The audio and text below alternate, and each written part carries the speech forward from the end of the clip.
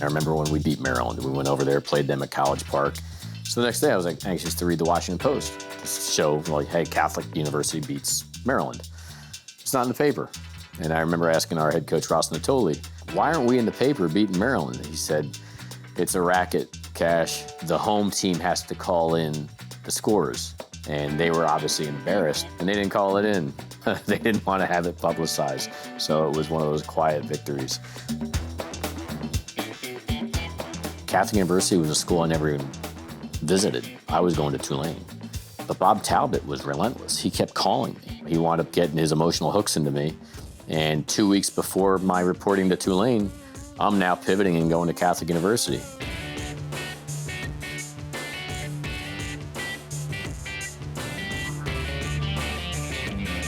Brian was one of those competitors that wanted to be successful in anything that he did.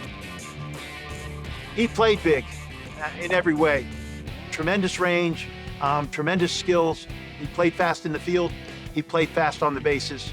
So he hit leadoff for me every game that he played for me for 4 years. When he was at home plate, he never looked down for a signal. He was afraid I was going to give him the take sign. He was ready to hit that first pitch if it was a strike, and he often did. Ross Natoli constantly would preach, don't get cheated. Don't get cheated. You know, in our workouts in the wintertime, whether we're in the cage, whether we're doing, you know, the weight room, whether we're running sprints, whatever, it's just the stuff early morning or late when we're doing practice sessions and it's barely light out anymore. You're physically being put to the test. And those words that Ross Natoli would say, you're just going to cheat yourself, you're going to need to do all these things to be prepared, that basically, you know, answers to everything, you know, as you enter the real world.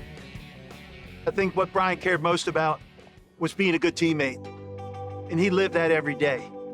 But he also showed guys how to compete and how to give maximum effort and how to prepare to be successful. And even the lessons that he brought, I learned from Brian when he was here. I apply those to our current teams.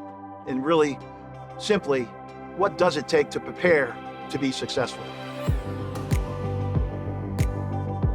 His career path has not surprised me.